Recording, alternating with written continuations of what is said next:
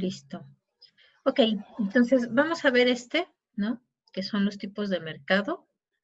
Y estas ya las vamos a ver más rápido.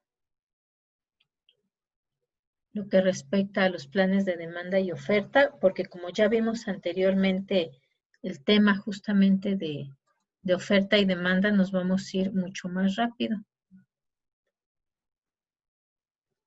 con esos temas. Igual ya vimos excedente del consumidor y del productor, solamente que ahora lo vamos a ver justamente cuando hay un cambio de oferta y demanda, también estos cómo se modifican. Pero bueno, esos temas ya nos vamos a ir más rápido justamente porque ya vimos en la unidad anterior, pues justamente lo que es la oferta y la demanda y cómo se estructuran.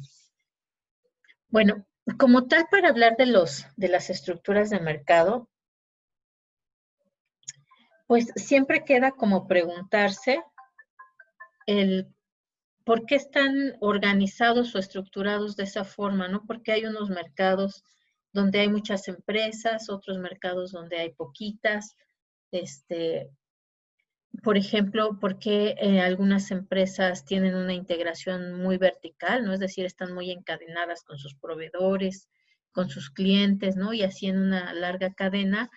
¿Y por qué algunas empresas, pues, trabajan más bien por outsourcing, ¿no? Es decir, no hay ningún tipo de contacto con por ejemplo, sus trabajadores, ¿no? También, por ejemplo, la característica de concentración de las empresas. ¿Por qué hay empresas que tienden a concentrarse cerca de su competencia y hay algunas que al contrario están muy esparcidas? Eso obviamente va a tener impacto en el número y tamaño de las empresas que pueda haber en la industria, ¿no? Esa característica de la concentración. Además también, pues toca preguntarse, ¿no? ¿Por qué hay mercados donde hay una gran diferenciación del producto, donde los bienes son homogéneos, se refiere a que son muy parecidos, y hay otros donde son completamente diferenciados los productos? Y también, bueno, pues hay que preguntarse, pues, cuáles son esas condiciones de entrada, ¿no? Si hay algún tipo de barrera, si la entrada y la salida del mercado es completamente libre. También, por ejemplo, otra cosa importante que nos podemos preguntar es cómo va a afectar esa forma en que están organizados los mercados, al comportamiento de las empresas, pero no solo el comportamiento de las empresas, ¿no? Si bien este análisis es un análisis directamente desde el lado de la oferta, pues en realidad también va a haber una afectación directamente a los consumidores, es decir, al lado de la demanda, dependiendo de cómo están estructurados estos mercados. Por ejemplo, pues, ¿no? Normalmente nosotros sabemos que cuando una empresa es un monopolio, pues se va a comportar muy diferente a cuando hay una gran competencia en los mercados, ¿no? Es decir, las decisiones que van a tomar van a ser diferentes, decisiones en cuanto a cantidad ofrecida y decisiones en cuanto a precio principalmente. Pero también, por ejemplo, en algunas cuestiones, pues obviamente la regulación económica de los mercados van a ser diferentes dependiendo del tipo de estructura de mercado, ¿no? Y eso ahorita, por ejemplo, es algo que está muy, ¿cómo podríamos decir? Muy de moda o muy en la palestra. Sobre todo, por ejemplo, vayan pensando ustedes, ¿no? Cuando hablamos de la industria radiofónica, de la industria de la televisión, de la industria de las energías, ¿no? Del petróleo y particularmente ahora hay un gran escándalo en materia de energías renovables. Y pues justamente, ¿no?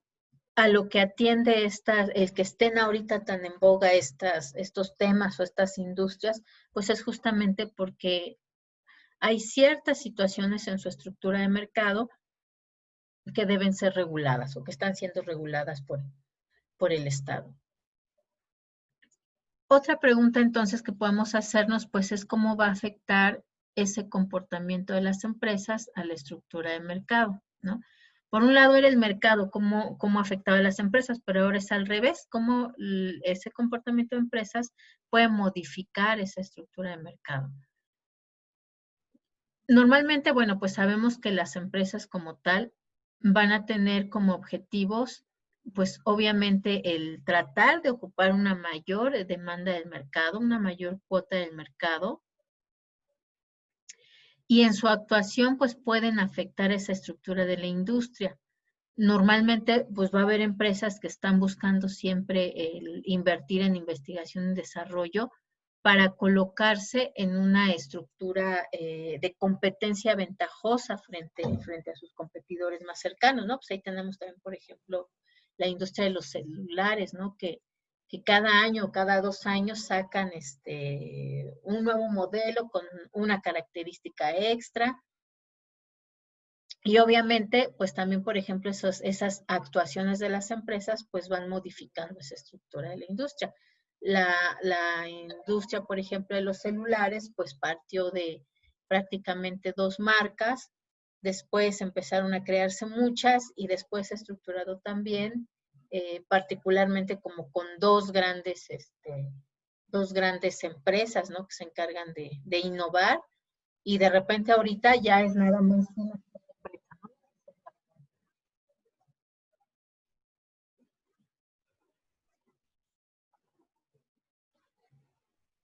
Vamos a ver entonces, ¿no? En la teoría se analizan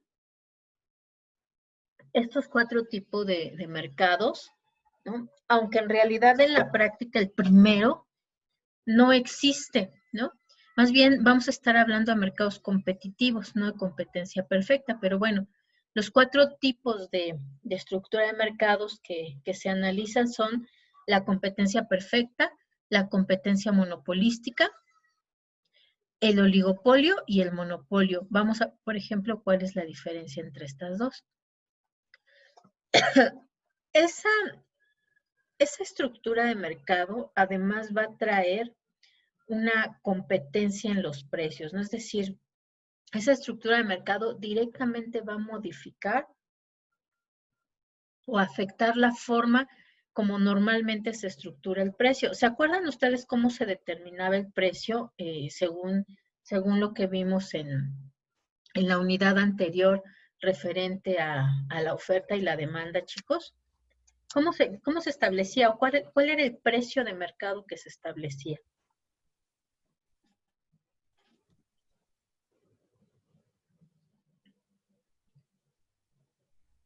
Pues el que se busca es el punto de equilibrio, pero no creo que sea ese, ¿verdad? Así se determinaba el precio, ¿no? Justamente en el punto de equilibrio. ¿Y cuál era ese punto de equilibrio? Mm, pues era el punto en el que las empresas producían justamente lo que las personas pedían, ¿no? Bueno, algo así, ¿no? No se explica. Ajá. Sí, por ahí va, ¿no? Ese punto de equilibrio del que habíamos hablado era justamente el punto donde se cruzaban la oferta y la demanda, ¿no? Donde decíamos, todos los oferentes pueden vender lo que produjeron para satisfacer las necesidades de los demandantes, ¿no? Y todos los demandantes pueden comprar en el mercado lo que desean porque están de acuerdo con el precio al que se les ofrece, ¿no? Entonces decíamos, en ese caso ninguno pone el precio se pone en el mercado, dependiendo de la cantidad de demanda que hay y dependiendo de la cantidad para ofrecerse en el mercado, ¿no? Y ese era el famoso equilibrio. Sin embargo, ¿no? Y decíamos, ¿y cómo se determina el precio? Pues justamente por esa intersección que hay entre la cantidad ofrecida y la cantidad demandada, o entre la oferta y la demanda, ¿no? Cuando hay una estructura diferente de mercado, pues entonces también va a haber una competencia por fijar los precios, ¿no? En particular, por ejemplo, nos dice la competencia perfecta, esa competencia de precios es feroz, ¿no? O sea, nadie la puede establecer como tal el precio. ¿Por qué? Porque llega, por ejemplo, las personas que están demandando un producto, ¿no? Y llegan varios oferentes y dicen, yo te lo vendo en 1,000 pesos. Ah, no, yo te lo vendo en 1,200, pero además te regalo los accesorios del celular, ¿no? Por ejemplo, hablando de celulares. No, pues yo te lo vendo en 950 y además te regalo tu primera recarga.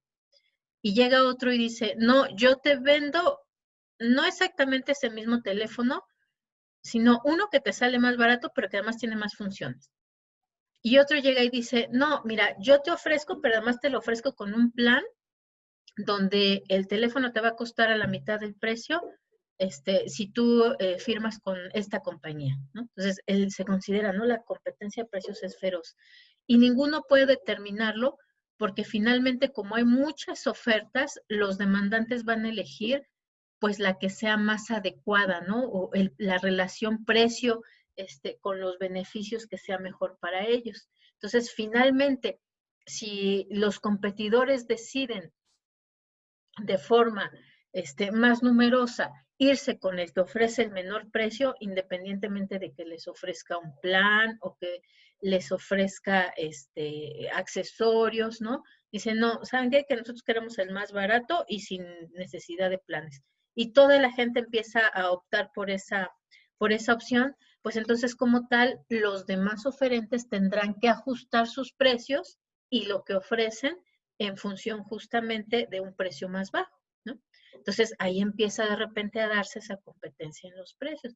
No, pues ok, yo te lo doy en 949.90, yo en 940, ¿no? Entonces, normalmente se considera que cuando hay una competencia perfecta, el precio va a ser justamente ese, el de equilibrio, porque es el precio más bajo que pueden aceptar los oferentes y el precio más bajo que pueden conseguir los demandantes.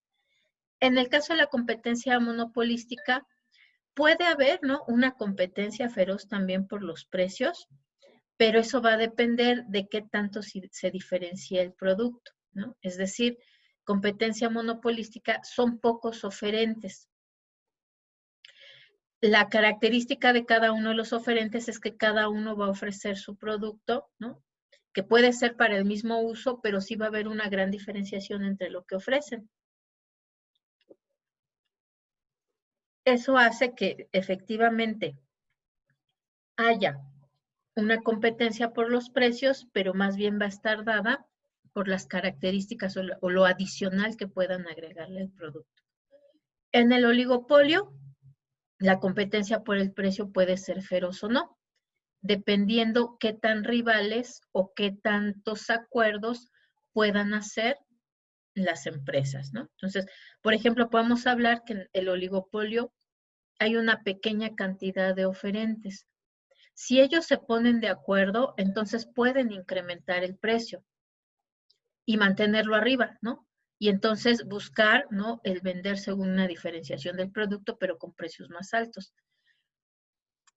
Esto, por ejemplo, particularmente, estas dos situaciones, el oligopolio y el monopolio, actualmente a nivel internacional están podríamos decirlo inclusive, penados, ¿no? Están castigados. Sí hay lugares donde se permite esta existencia de oligopolios o monopolios, pero normalmente se les va a combatir, ¿no? ¿Por qué? Justamente por esta situación, porque si ellos se ponen de acuerdo, entonces los precios pueden elevarse, ¿no? Incluso podrían decidir bajar la calidad del producto para obtener mayores niveles de ganancia. Y entonces, obviamente, pues los que son más perjudicados, pues son los consumidores, porque pudiendo conseguir en una competencia perfecta una gran variedad de ofertas, ¿no?, con accesorios, con productos, con precios más bajos, con adicionales, si se llegan a poner de acuerdo el oligopolio, ¿no?, entonces, pues obviamente, pues va a ser en detrimento de lo que puedan ofrecer en el mercado. De esos oligopolios, por ejemplo, pueden existir y se deriva también otra estructura de mercado, pero bueno, está relacionada con esta que son los duopolios. Duopolios, pues es simplemente porque hay únicamente dos oferentes, ¿no? Y también tenemos mercados donde se da esta situación. Puede llegar a suceder esta situación de oligopolio, de duopolio o de competencia monopolística, sobre todo, por ejemplo, cuando son industrias donde se requiere una gran inversión. Como se requiere una gran inversión, pues no cualquiera puede empezar a producir, ¿no? Entonces tienen que ser, pues justamente pocas empresas que logran esa concentración de capital y que se animan a entrar al mercado. El extremo completo, ¿no? De competencia perfecta, pues será el monopolio, donde solamente hay un solo oferente para toda la demanda. Y entonces en este caso, pues la competencia de precio, pues dice ligera, pero en realidad no hay, ¿no? Si es monopolio, si es un solo productor, en realidad no va a haber ningún tipo de competencia, entonces el monopolio determina completamente cuál es el precio al que se va a vender los productos. Salvo, ¿no? Si hay algún tipo de amenaza de entrada de otro participante, de otro oferente, puede ser que haya una ligera competencia por los precios, ¿no? Es decir, ve que va a entrar alguien más, bueno, pues bajo el precio para evitar, para afectar sus costos, ¿no? Y evitar que entonces entre a este mercado, pero solamente en esos casos. De tal forma entonces que la competencia perfecta, vamos a decir que en esta situación, ¿no? Hay empresas que tienen una guerra de precios, ¿no? Es decir,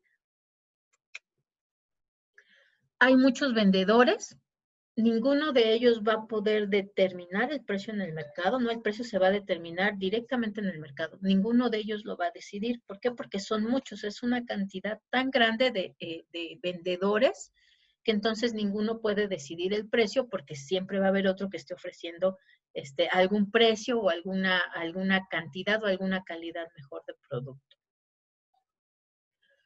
Normalmente en muchos mercados reales sí puede haber cierta influencia, ¿no? De los vendedores en el precio, por eso se considera que la competencia perfecta pues es más bien un modelo o una herramienta que lo que trata de hacer es comparar, ¿no? Con los otros tipos de mercados reales para analizar por qué es importante que exista competencia. Y justamente esa es la importancia, ¿no? De comprender cómo funciona para poder compararlo con los tipos de mercado que existan, que sean reales. Para que exista una competencia perfecta, entonces, ¿no? Y tendría esta forma el precio, ¿no? Es decir, sería el mismo precio al infinito, porque como hay tantos vendedores y oferentes, ¿no? Y ninguno puede influir en el precio, entonces ese sería el precio a largo plazo, ¿no? No se movería. Sin embargo, bueno, nos dicen, para que exista como tal una competencia perfecta, deben de cumplirse ciertas condiciones.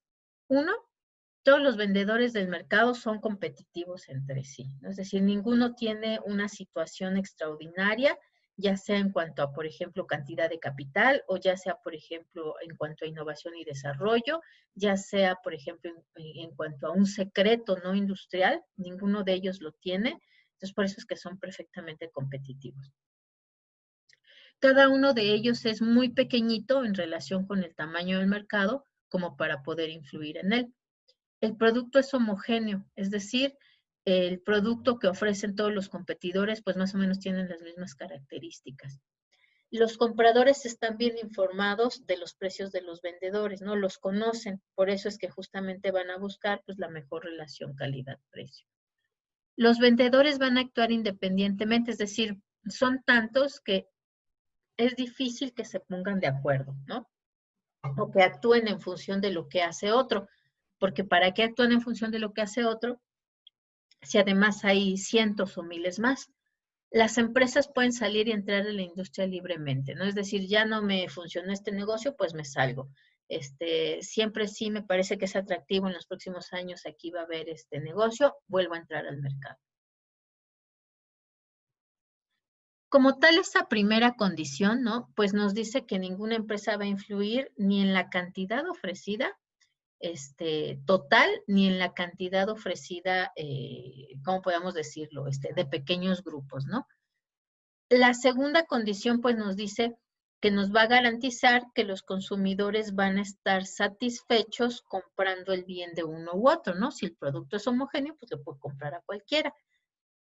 Además, también, si los productos son homogéneos, pues entonces los compradores que además conocen los precios de todos los vendedores, de cómo lo ofrecen, pues entonces obviamente si alguno de ellos intenta incrementar el precio de sus productos, pues simplemente va a perder a los clientes porque se van a ir con otros que ofrecen el mismo producto con las mismas características y a precios más bajos. La cuarta condición, pues nos dice que las empresas deben actuar independientemente, ¿no? Es decir, son tantos que es muy complicado el que se reúnan para acordar cuál es el precio que van a ofrecer en el mercado o cuál es la cantidad total de mercancía que van a ofrecer. Este asunto de la cantidad también es relevante, ¿no? Porque recuerden que justamente esa oferta y esa demanda van a actuar en el mercado en función de la cantidad disponible. Si hay escasez de productos, pues obviamente los precios van a tender a subir. Si hay un exceso de productos en el mercado, pues entonces todos los oferentes van a tener que estar rematando sus mercancías para no quedarse con ellas en inventarios, ¿no? La quinta condición nos dice que toda la empresa que tenga un método de producción mejor puede entrar sin ningún problema a esa industria, ¿no? Y si hay alguna que empiece a tener pérdidas, porque sus costos ya son muy elevados, pues también se puede retirar del mercado sin ningún problema. De tal forma entonces que nosotros podemos ver, ¿no? Que en una situación de competencia perfecta, como es infinita la cantidad de oferentes y demandantes, pues entonces también sería infinito a largo plazo la cantidad que se ofrecería, ¿no? Es decir, el precio sería exactamente el mismo, pero hacia el infinito la cantidad, pues sería exactamente la misma. En una situación de competencia imperfecta, es decir, sí hay un gran número de oferentes y de demandantes, pero sí puede darse que alguno tenga información privilegiada, que alguno tenga innovaciones, o que los consumidores no conocen los precios de todos los oferentes y demandantes, pues entonces nuestra curva de demanda va a ser así, ¿no? Va a ser inclinada, con una pendiente negativa, que es justamente la que habíamos visto en las clases anteriores, ¿no? Que es nuestra curva de demanda clásica. En el caso del monopolio, pues esta es como la parte, ¿no? Completamente opuesta de la competencia perfecta. Ya habíamos dicho que hay una sola empresa, por lo cual esa empresa pues va a dominar completamente las decisiones de oferta en cuanto a cantidad y precio en ese sector. Como no hay ningún tipo de producto que pueda sustituir el que ofrece la empresa monopolística, pues entonces no tienen otras alternativas en caso de que se incrementen los precios, ¿no? Simplemente pues tienen que comprar eso y no hay de otra.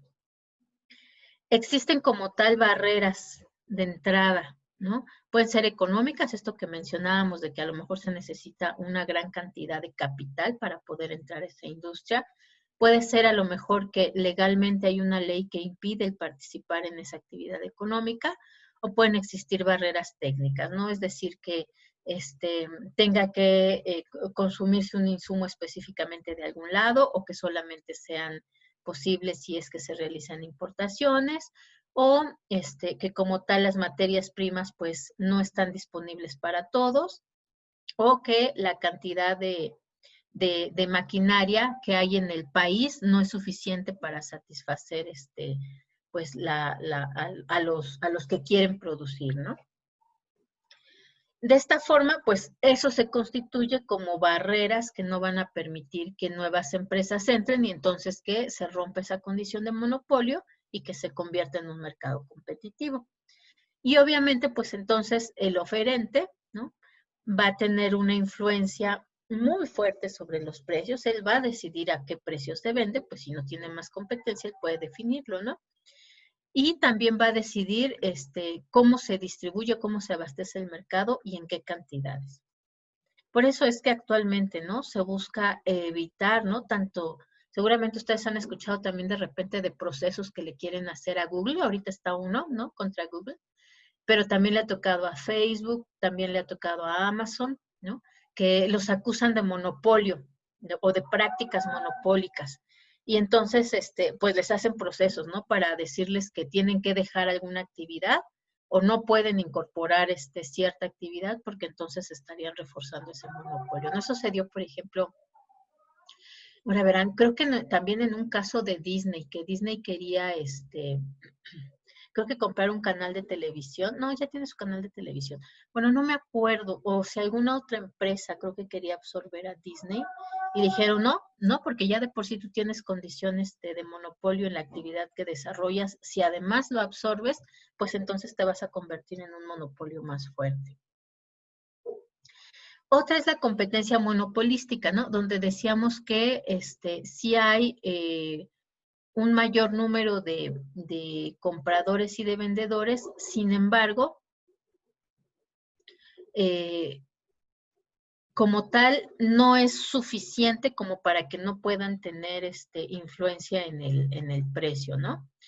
Y decíamos que en este caso, en lo que se basa esta competencia monopolística es que hay una gran diferenciación del producto, ¿no? Es decir, cada uno ofrece con ciertas particularidades los productos que tiene, por lo cual, aunque en todo el mercado hay, por ejemplo, 2, 3, 4, 5, 6 empresas, en realidad lo que hacen es repartirse, ¿no? Se reparten las zonas, se reparten ¿cómo se puede decir? Se reparten los segmentos de mercado para que cada quien atienda uno, y en realidad no hay como tal una competencia muchas veces por esa repartición del mercado. Sí tienen cierto control de precios, ¿no? Obviamente, si se reparten el mercado, pues entonces sobre esa zona, sobre la que tienen influencia, pues ellos pueden definir el precio, pero no pueden definirlo por completo si hablamos de todos los demandantes y todos los oferentes. Este aspecto también de la competencia monopolística, pues también es negativo por eso, ¿no? Porque en lugar de que si tienes 5 empresas puedas elegir entre las 5, pues como ellas se reparten el mercado, pues entonces no te queda de otra más que elegir la que te tocó en esa zona o la que atiende como tal tu mercado. Se considera competencia monopolística porque sí existe una facilidad para que entren nuevas empresas al mercado. Sin embargo, por el momento son pocas empresas las que están participando. Por eso es que tienen cierto control de precio o cierto control sobre la cantidad que van a ofrecer. La característica más propia, ¿no? Decíamos, es que el artículo que ellos ofrecen va a ser diferente a los que ofrecen los otros. Entonces, puede decirse que hay un monopolio de su propio producto, sin embargo, si ya se habla de todos los productos que hay disponibles en el mercado, entonces, pues ya se va a ver que hay muchos vendedores, aunque sus productos van a ser parecidos, no exactamente los mismos, ¿no? Es decir, no van a ser sustitutos perfectos. Esta diferenciación que hay en los productos, pues les van a dar cierto poder en el mercado, ¿no? Es decir, pueden elevar un poquito su precio y no van a perder todos sus clientes porque no hay nadie más que ofrezca ese producto con las características que ellos le ofrecen.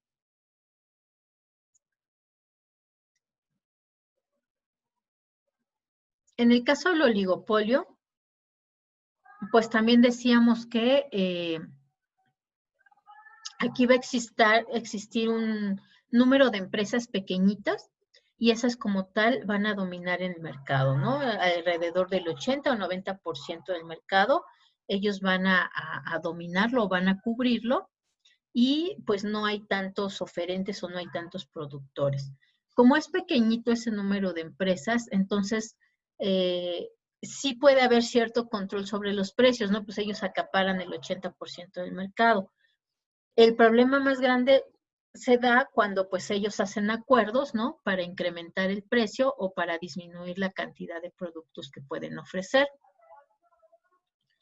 Y normalmente estos acuerdos se dan porque se siguen muy de cerca su comportamiento. Por ejemplo, si una saca un nuevo modelo, pues entonces la otra va a sacar inmediatamente el otro. Si una sube su precio, pues la otra también va a tender a incrementar un precio. si alguna lanza una campaña de marketing, ¿no? Para tratar de acaparar un poco más del porcentaje de mercado que le corresponde, pues inmediatamente la otra también va a responder, ¿no? Entonces, otra de las características es eso, se observan muy de cerquita y las decisiones que toman en cuanto a cantidad ofrecida o nivel de precio, pues está en función de lo que hace las otras empresas, ya que son muy poquitas. Aquí es común que se puede dar competencias en materia de guerra de precios o extraprecios, ¿no? Y obviamente, pues esas guerras de precio, pues tienden a afectar como tal a los consumidores. Normalmente los oligopolios se estructuran porque es complicado entrar al mercado, ¿no? Ya lo dijimos, puede ser por cuestiones económicas, por cuestiones técnicas, por cuestiones legales.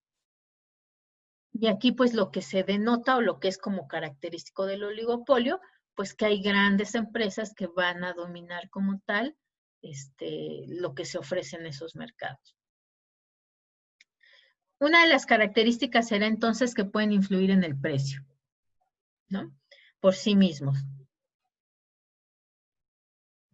Pero como se miran muy de cerquita, pues también ese comportamiento que ellos tengan o ese poder de influir en el precio va a depender de lo que hagan los otros, ¿no? Entonces decíamos, si uno sube un poquito el precio, pues el otro es más seguro que también lo haga.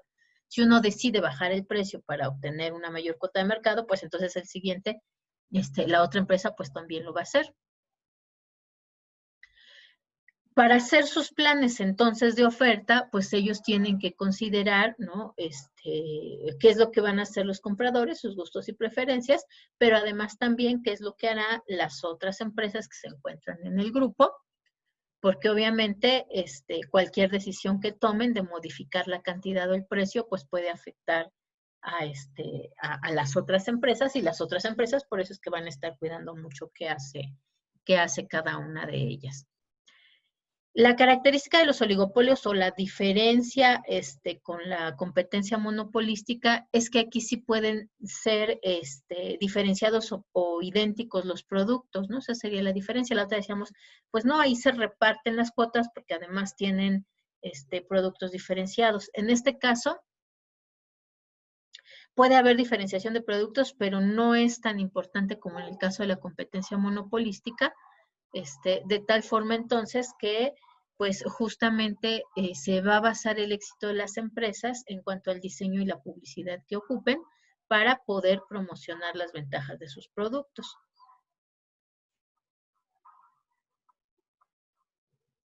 Y siempre están al pendiente de lo que hacen los otros, ¿no? Esta es una comparación, por ejemplo, en monopolio y oligopolio. Esta sería la forma como se determina el precio en el mercado, ¿no? De un monopolio. Si ustedes recuerdan, para competencia perfecta, ¿no? Habíamos dicho que, pues justamente donde se cruzan la oferta y la demanda, ese va a ser el nivel de precios.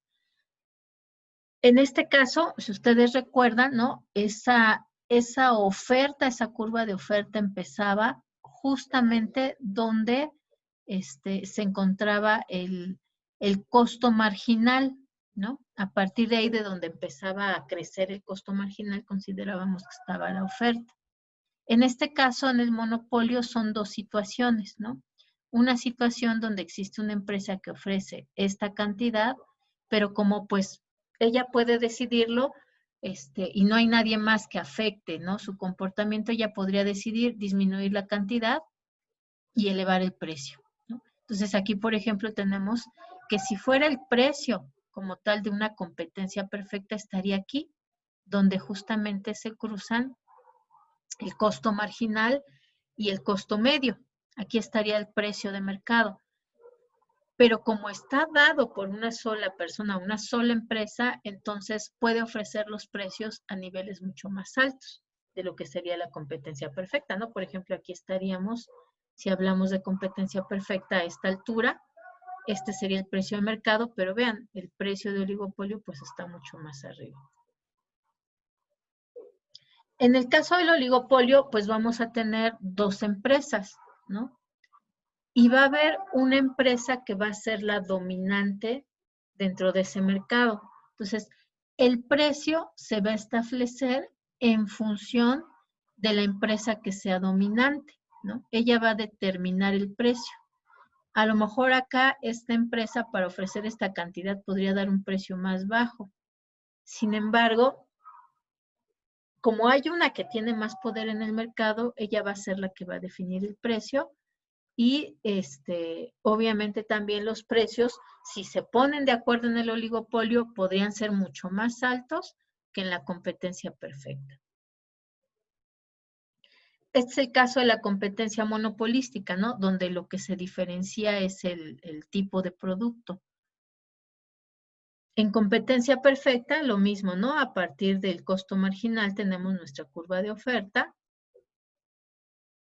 y el precio se establecería, ¿no? Según esta cantidad, porque hay un igual número de oferentes y demandantes, ¿no? Por acá estaría, no se ve, pero por acá estaría nuestra curva de demanda. En el caso de competencia monopolística, pues igual, ¿no? Como ellos se reparten los mercados y ellos tienen cierta influencia sobre el área o sobre el mercado que ellos están atendiendo, pues entonces sí podrían ofrecer, ¿no? Un precio más alto, mientras que aquí debería de estar en una competencia perfecta, ellos sí perfectamente también, pues pueden incrementar su precio sin que disminuya la cantidad de demanda que les van a hacer. ¿Por qué? Pues porque hay un reparto del espacio, ¿no? Entonces, esta sería en competencia perfecta, esta es en competencia monopolística. Ok, entonces, estos aspectos, ¿no? Que definen cómo son los mercados, pues van a ser, por ejemplo, qué tantos incentivos hay, ¿no? Las utilidades de las empresas son tan atractivas que pueden promover que otras empresas entren, o al contrario, ¿no? Hay barreras que pueden impedir, ¿no? O reducir el atractivo de esas industrias y entonces, pues, impedir que nuevos competidores pudieran entrar, ¿no? Al Estado, pues, entonces le toca, si quiere evitar los monopolios, pues, promover sobre todo estos incentivos y eliminar como tal las barreras. ¿Cuáles son las principales barreras de entrada que hay? Pues bueno, esas van a estar definidas según las expectativas de las reacciones que tienen las empresas, ¿no? Es decir, si hay posibilidad de entrar a ese mercado y normalmente van a buscar entrar, ¿no? Con precios más bajos que la competencia. ¿Qué ventajas hay para las empresas existentes? Pues pueden mantener utilidades elevadas, aunque las entrantes en realidad no podrían hacerlo, ¿no? Porque ya tienen que ofrecer precios más bajos para empezar a ganar un poquito de cuota de mercado. Y también puede haber barreras de salida, ¿no? Es decir, que sea muy costoso salir, es decir, deshacerte de tus activos, ¿no? Sería muy costoso, tendrías muchas pérdidas.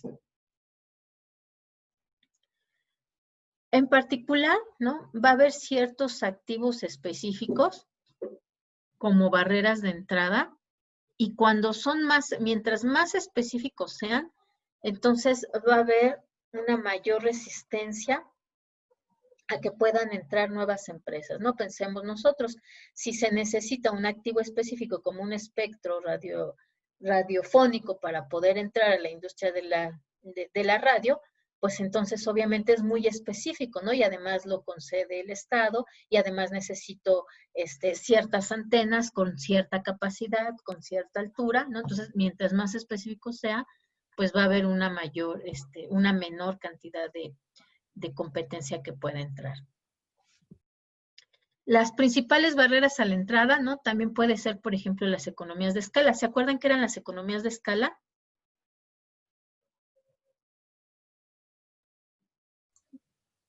No mucho. No tiene que ver con la microeconomía y eso, ¿sí? Sí. En el caso de Entonces las desconocí. economías de escala, nos decía, ¿se acuerdan ustedes? Era justo lo que veíamos cuando veíamos los costos marginales, ¿no? Que decíamos, pues si produce una cantidad mayor, el costo marginal va a disminuir y sus costos totales también, ¿no? ¿Por qué? Porque con lo mismo que yo tengo, puedo producir más. Entonces, el costo marginal de cada uno de los productos que yo genero va a ser menor. Pero obviamente esas economías de escala, decíamos, tienen un tope. Va a haber un punto donde ya no puede disminuir más ese costo marginal y entonces empezaría a incrementarse. Entonces, la parte donde baja y baja y baja y baja el costo de producción son justamente esas economías de escala. Y como tal es una barrera a la entrada, ¿no? Porque si mientras más produzco puedo disminuir mi costo, pues entonces las empresas que ya están en esos mercados, pues van a tender, ¿no? A tratar de ofrecer una mayor cantidad en el mercado, es decir, van a querer ampliar sus cuotas de mercado.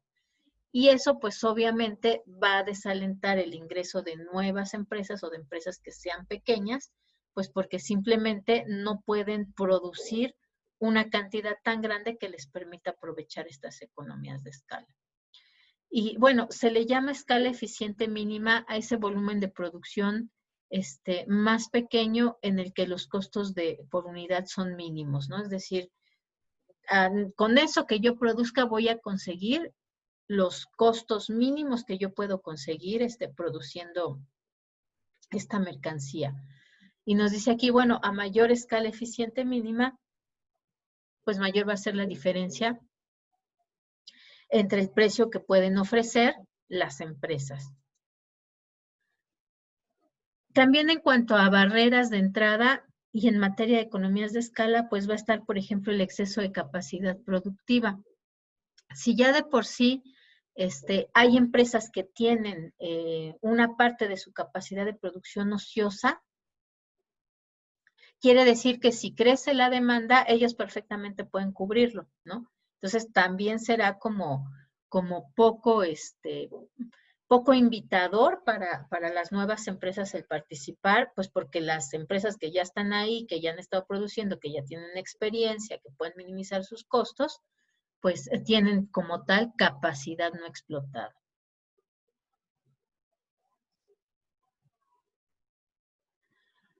Otra barrera puede ser justamente la reputación de las empresas existentes, ¿no?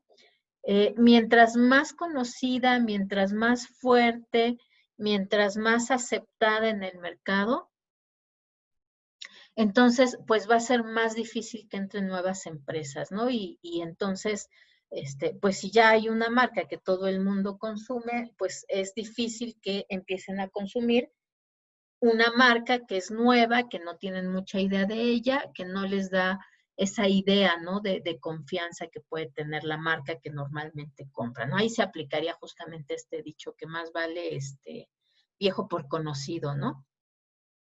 Y este sería un resumen, ¿no? En el caso de la estructura de mercado, pues vamos a tener la competencia perfecta y la competencia imperfecta. En la imperfecta, pues están todas estas modalidades, que es el monopolio, oligopolio y competencia monopolística. Competencia perfecta, hay muchos oferentes, ellos aceptan el precio del mercado. Monopolio, un solo oferente, determina el precio de mercado. Oligopolio, pocos oferentes, si se ponen de acuerdo pueden definir el precio de mercado. Competencia monopolística, hay muchos, pero cada uno atiende con un tipo de producto diferenciado. Entonces, puede influir sobre el precio del producto que él ofrece. En el caso del tipo de producto, la competencia perfecta, monopolio y oligopolio son homogéneos, es decir, son perfectamente sustituibles entre sí, pero en la competencia monopolística es heterogéneo, ¿no? Es decir, cada una de las empresas lo ofrece con una característica específica. En cuanto a barreras de entrada y salida, en competencia perfecta y competencia monopolística hay libertad para entrar o salir de ese mercado. En monopolio y oligopolio, particularmente, hay barreras a la entrada. Según el tipo de información, bueno, en competencia perfecta, pues se considera que la información se mueve perfectamente entre oferentes y demandantes, y en la competencia imperfecta se considera que la información es asimétrica. ¿Ok? Bien, listo. Ahora sí, denme ejemplos, chicos, de empresas o sectores o industrias que tienen estas características de mercado.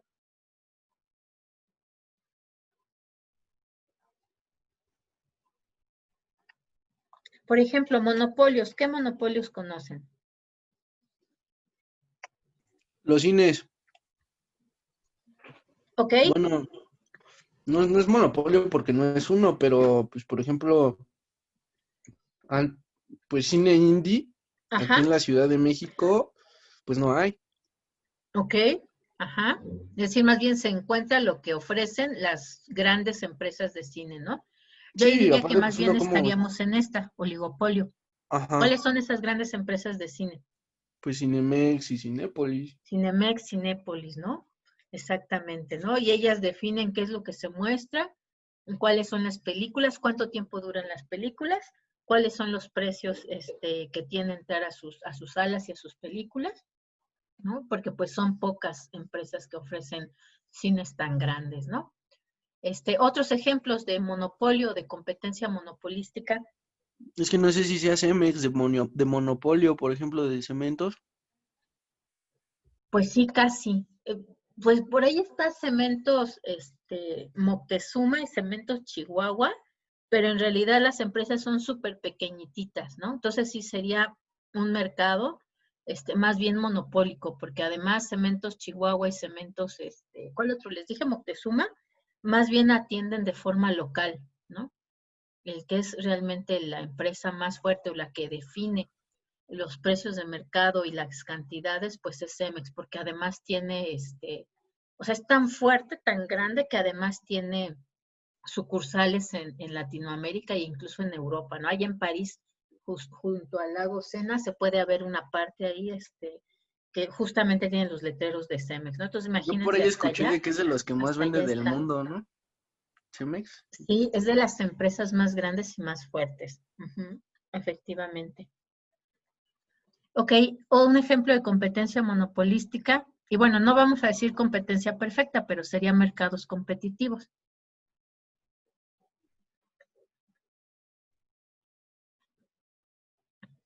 Pero a ver Puede quién ser más anda por Telmex, ahí. ¿Cuál, cuál? Telmex, Telmex. ¿Telmex qué sería? este, competencia monopolística o es Competencia monopolio. monopolística. Ajá, sí, ¿no? Y aparte es y más cuando hablamos del famoso Internet, ¿no? No sé si Sí. ustedes ahora con esto de la pandemia empezaron a buscar como cuál era la mejor opción de Internet.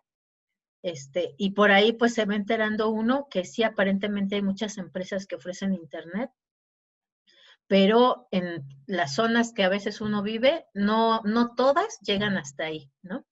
Y además justo, ¿no? Sus productos son muy diferenciados, o sea, con Telmex pues es el teléfono y el internet. No me acuerdo cuál es, no creo que Sky Blue es el teléfono y el internet, pero además la televisión de paga. O sea, y no hay ninguno que te ofrezca solamente el internet, ¿no? O sea, forzosamente por lo menos va con otro servicio más que es el teléfono, pero solo internet no lo encuentras con ninguno. Te van a ofrecer otro tipo de cosas, otro tipo de canales de televisión, o te agregan, por ejemplo, como para empresas, ¿no? Para 10 computadoras y uno te ofrece 10 megas y el otro te ofrece 20 megas, ¿no? Entonces, sí, efectivamente, ¿no? Sus productos están muy diferenciados. También puede entrar como monopolio porque pues, al final de cuentas da mejor servicio. Bueno, lo veo yo sí que es el que da mejor servicio. Yo creo que sí era monopolio hace unos años, era completamente monopólico, ¿no? Pero yo creo que ahora justamente más bien va por este lado, ¿no? Oiga, Porque donde está solamente él sí puede definir completamente el precio y la calidad del Internet, ¿no? Pero en las zonas donde hay más empresas que ofrecen también el Internet, entonces ahí sí habría una pequeña competencia. Ujú. oiga, Escucho, profesora, sí. y por ejemplo, en esa de competencia monopolística también entrarían, por ejemplo, las petroleras, ¿no? Algunas petroleras. Bueno, no sé, yo creo, porque pues antes, por ejemplo, nada más era Pemex, pero Ajá. con todo lo de la reforma energética y todo eso, ya hay un montón, ya ve que hasta Oxxo y 7-Eleven tienen sus propias Gasolineras, gasolineras ajá. y ese sería otro tipo de competencia monopolística. Exactamente, ¿no? Justamente, ¿no? El mercado de las gasolinas o de las gasolineras era anteriormente igual un monopolio de Pemex y actualmente con la apertura de la reforma energética ya se convirtió en competencia monopolística. Hay zonas donde a lo mejor puede incluso tender a mercado competitivo, ¿no? Yo pienso, por ejemplo, sobre Avenida Tlalpan hay un montón y cerquita. Sobre Periférico algunas zonas también. Pero si se va uno, por ejemplo, a Tláhuac, no, pues nada más hay como 3 gasolineras, ¿no? Entonces ahí sería perfectamente una competencia monopolística, ¿no? O cargas ya, y si no te alcanza, cargas ya, porque más adelante son como 6 kilómetros más, ¿no? E incluso, por ejemplo, en algunos poblados, también es competencia monopolística, porque más bien están ubicadas no cada cierta distancia las gasolineras y son de diferente marca, ¿no? Entonces, pues igual, ¿no? Si estás en un pueblito, pues forzosamente tienes que comprarle a la marca que está ahí, ¿no? ¿Cómo se llama? El G500, creo que es una, ¿no? O el BP, que es la otra, o el Oxxo, que es la otra, ¿no? Entonces, sí, efectivamente, ¿no? Y justo por eso se abrió el mercado de las gasolineras, bajo esa idea, ¿no? Este enfoque de teoría económica, de que pudieran ofrecer mejores servicios o mejores precios con una mayor competencia. Uh-huh. ¿Qué más? ¿Qué mercado consideran ustedes que estaría cerca? Si bien no es competencia perfecta, estaría cerca de mercados competitivos. Los tenis. Ajá, por ejemplo, ¿no? Efectivamente, ¿no? Hay muchos, ¿no? Obviamente, pues podemos encontrar muchas calidades, ¿no? Si quieres tus tenis de 3,000 pesos, los puedes encontrar. Si quieres tus tenis de 100 pesos también. Pero hay muchísimos, ¿no? Y que están que los que tienen que sus no sé qué de aire, que sus rebotes no sé qué, que Y aparte colores, de que todos lados, diseño. ¿no? Mexicanos, Ajá. importados y de todos lados y de Importados, todos precios. chinos, europeos, De sí, ¿no? Tepito.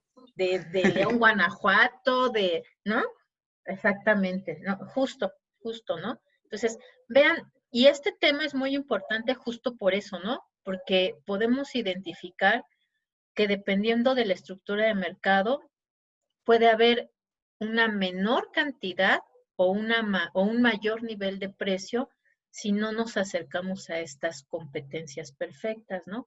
Particularmente, creo que ya les había platicado, ¿no? Que hace como 2 añitos, por ahí les puso un castigo el Instituto Federal de Competencia a los tortilleros porque se estaban poniendo de acuerdo para incrementar el precio, ¿no? Estaban actuando así, con una forma de oligopolio, estaban poniendo de acuerdo. Entonces, los sancionaron, les dijeron, no pueden ponerse de acuerdo para subir el precio. Ustedes, el precio es libre, ustedes pueden incrementar su precio si es que sus costos se incrementan, pero no pueden ponerse de acuerdo para subirlo. Y les pusieron una sanción, ¿no? Y lo mismo creo que le pasó a Telmex, porque ya ven que Telmex pues es el que le renta la infraestructura a las otras empresas, por eso es que no puede haber una competencia perfecta ahí, ¿no? Entonces, pues justo por eso es que existen estas instituciones que analizan cómo son los mercados para tratar de evitar que se den condiciones que afecten a los consumidores, ¿no? Y bueno, ya me pasé, eso sería todo. Piénsenle ahí, chicos, por ejemplo, en particular, el Total Play, claro. ¿Cuál es el mejor Wi-Fi? Yo creo que depende de la zona, porque aquí me trata muy bien Infinitum, pero en casa de mi mamá, terrible el internet de Infinitum, ¿no? En otro lugar donde estaba yo viviendo tenía yo Easy, pero ahí seguido se caía, bueno, mandaban mensajito de que tenían problemas de señal, pero por allá donde vive mi mamá Easy funciona bien, ¿no? Pero aún así son cosas diferenciadas. Por ejemplo, la ventaja de Telmex, pues es que si se cae el internet, pues uno tiene teléfono, ¿no? El problema de Easy es que si se va el internet, se va el teléfono, ¿no? Entonces, pues son productos diferenciados, ¿no? Esto que decíamos de la competencia monopolística. Es muy complicado el decidirse porque son productos diferentes, ¿no? Y finalmente uno va a pagar el que está en su zona o el que le da entre 2 opciones o una sola, pues la mejor opción, ¿no? Y bueno, eso sería todo. Váyanle ustedes pensando cómo es este mercado del servicio del agua en la Ciudad de México pues porque además también después tendrán que describirlo, ¿no? Especificar cuál es la estructura de mercado. Y bueno, sería todo, ya me pasé mucho. Entonces, que tengan un lindo día, chicos. Gracias, maestra. Hasta luego. Nos estamos viendo. Gracias, igualmente. Gracias.